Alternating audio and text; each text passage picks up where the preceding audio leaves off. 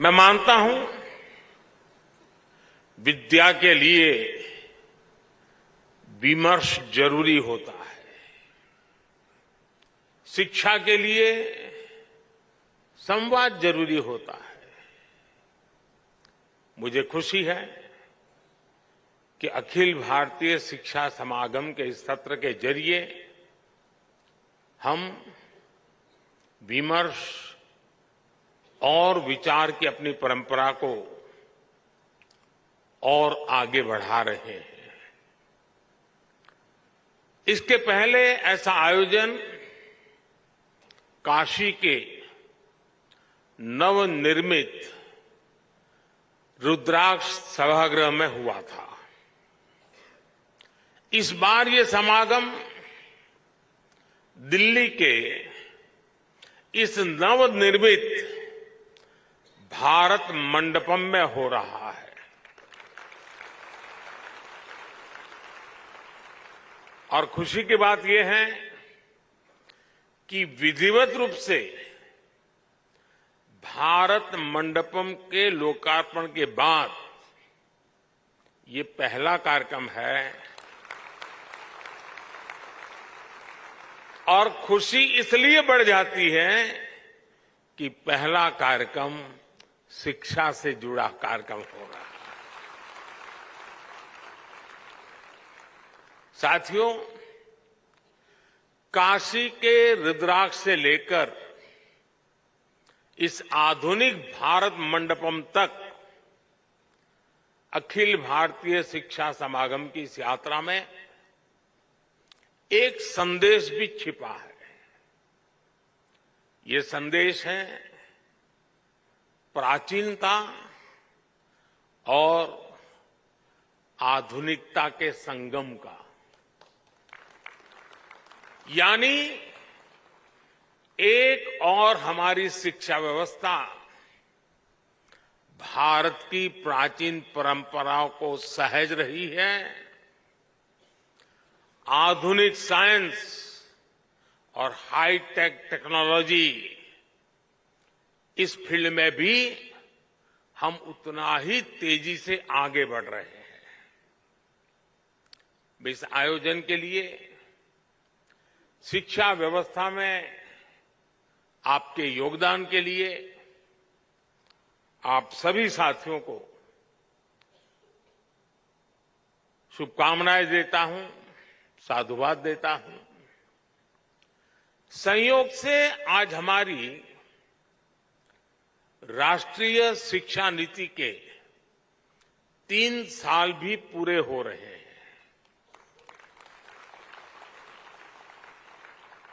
देश भर के बुद्धिजीवियों ने, एकेडमिशियंस ने और टीचर्स ने इसे एक मिशन के रूप में लिया और आगे भी बढ़ाया।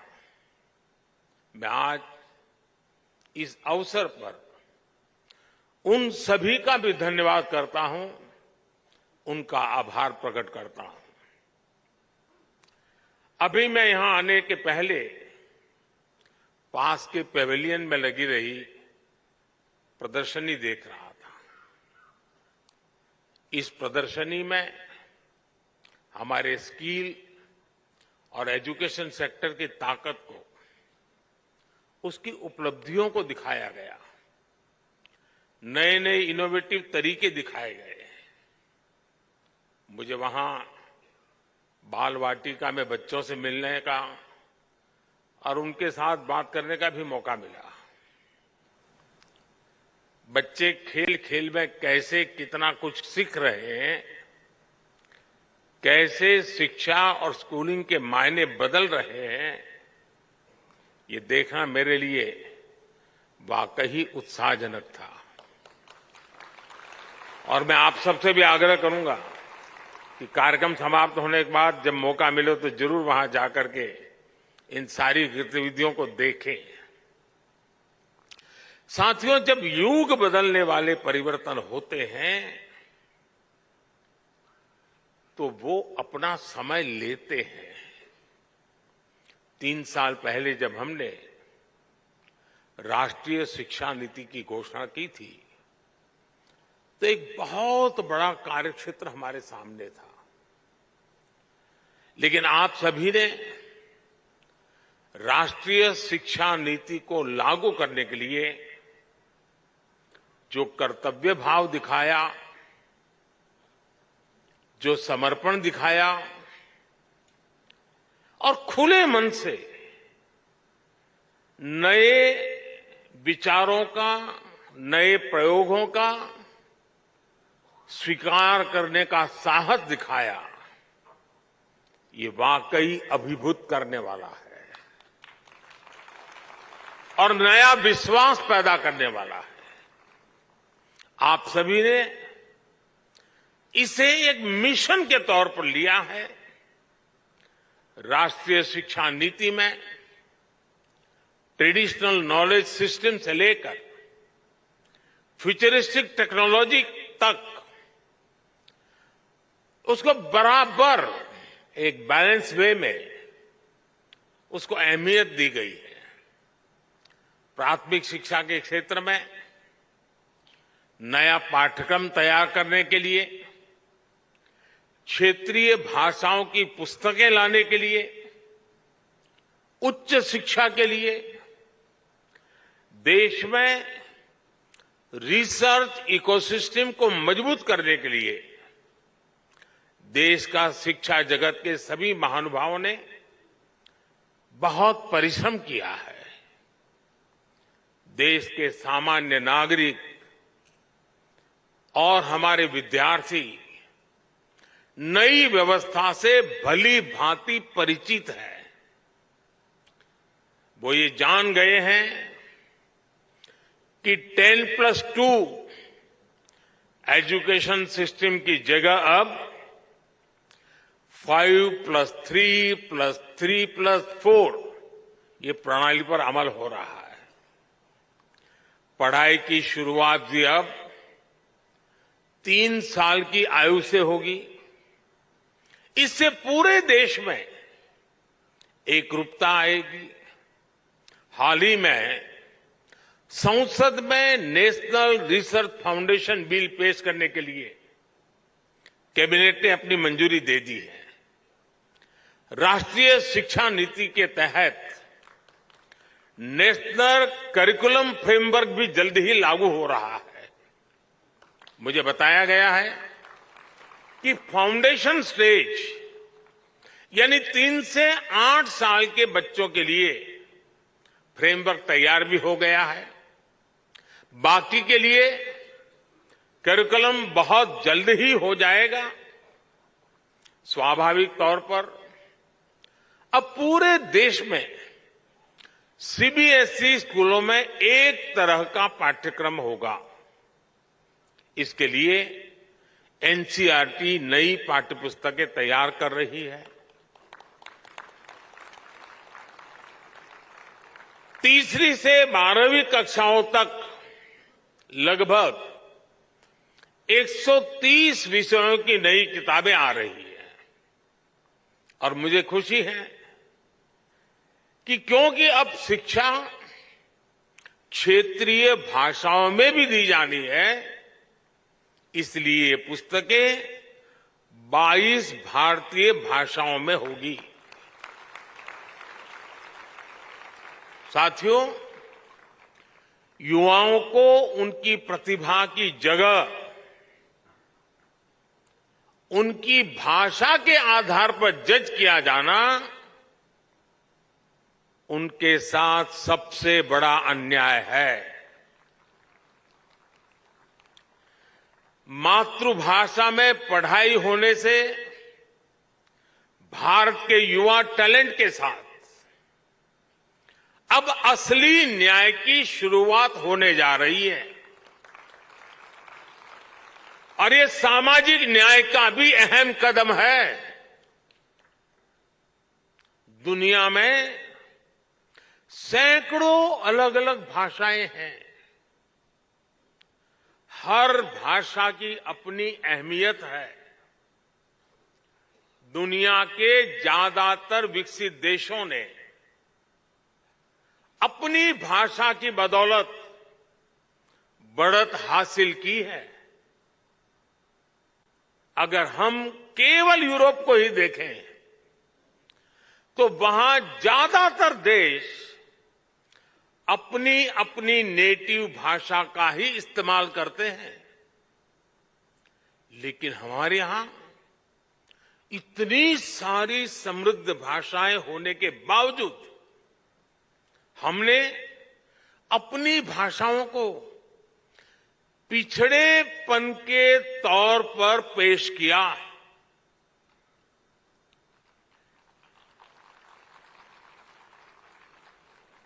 इससे बड़ा दुर्भाग्य क्या हो सकता है?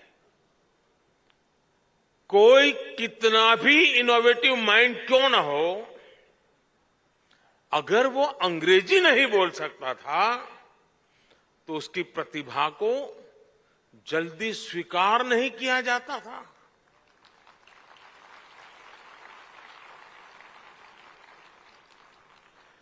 इसका सबसे बड़ा नुकसान हमारे ग्रामीण अंचल के होनहार बच्चों को उठाना पड़ा है।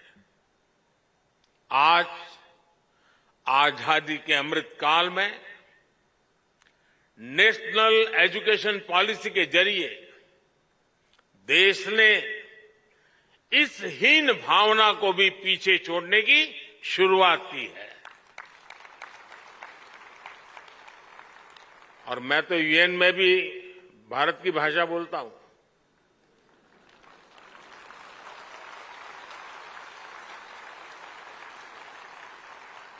सुनने वाले को ताली बजाने में देर लगेगी लगेगी।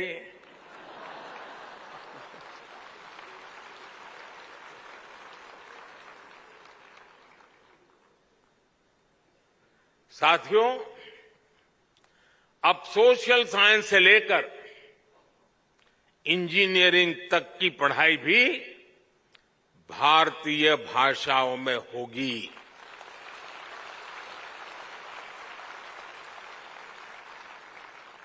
युवाओं के पास भाषा का आत्मविश्वास होगा तो उनका हुनर, उनकी प्रतिभा भी खुलकर के सामने आएगी। और इसका एक और लाभ देश को होगा। भाषा की राजनीति करके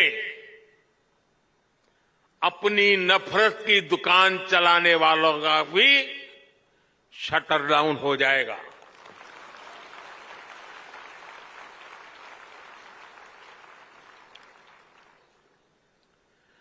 नेशनल एजुकेशन पॉलिसी से देश की हर भाषा को सम्मान मिलेगा, बढ़ावा मिलेगा। साथियों, आजादी के अमृत महोत्सव में आने वाले 25 साल बहुत ही महत्वपूर्ण है। इन 25 सालों में हमें ऊर्जा से भरी एक युवा पीढ़ी का निर्माण करना है। एक ऐसी पीढ़ी जो गुलामी की मानसिकता से मुक्त हो, एक ऐसी पीढ़ी जो नए नए इनोवेशंस के लिए लालायित हो, एक ऐसी पीढ़ी जो साइंस से लेकर स्पोर्ट्स तक हर क्षेत्र में भारत का नाम रोशन करे, भारत का नाम आगे बढ़ाए।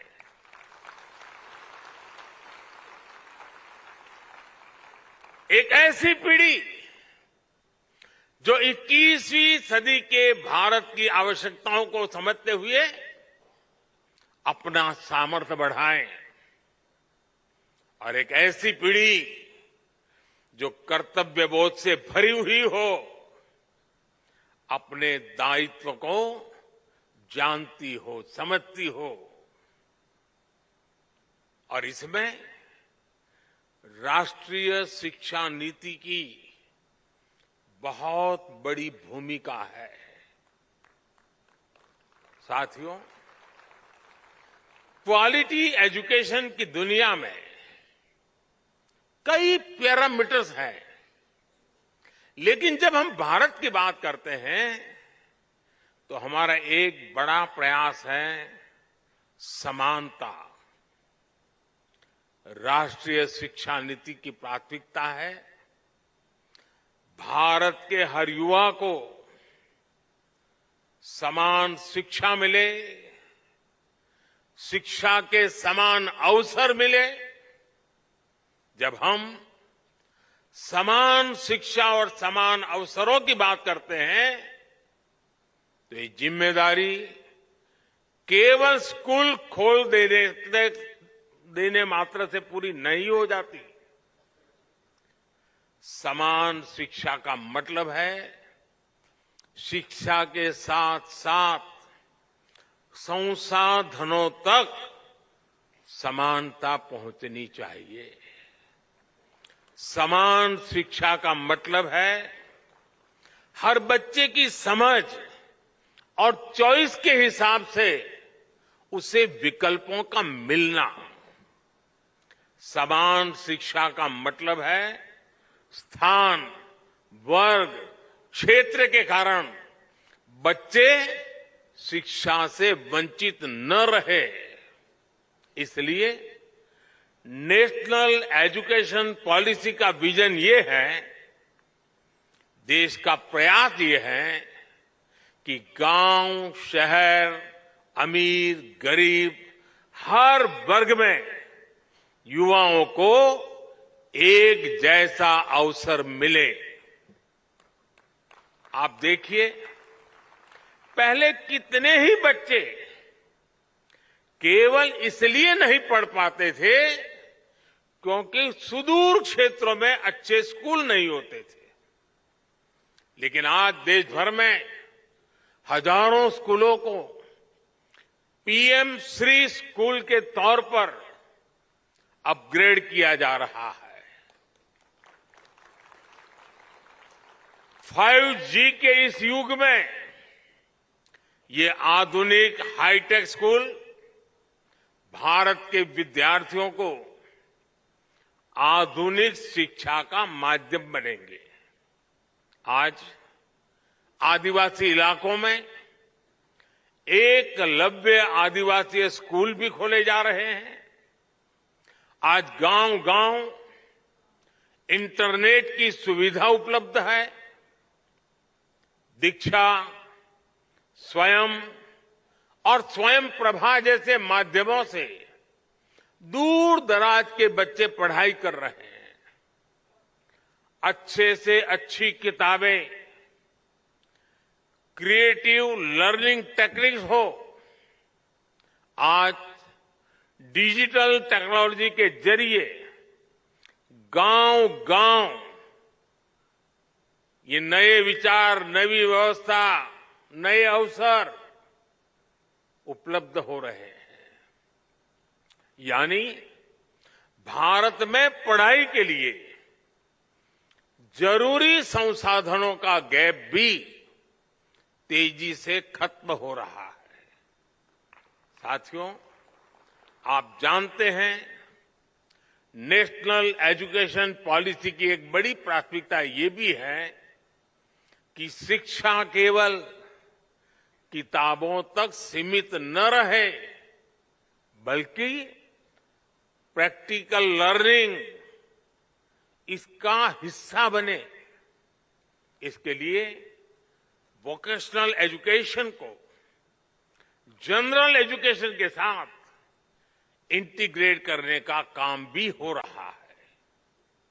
इसका सबसे बड़ा लाभ कमजोर, पिछड़े और ग्रामीण परिवेश के बच्चों को ज्यादा होगा। किताबी पढ़ाई के बोझ के कारण यही बच्चे सबसे ज्यादा पिछड़ते थे। लेकिन नई राष्ट्रीय शिक्षा नीति के तहत अब नए तरीकों से पढ़ाई होगी।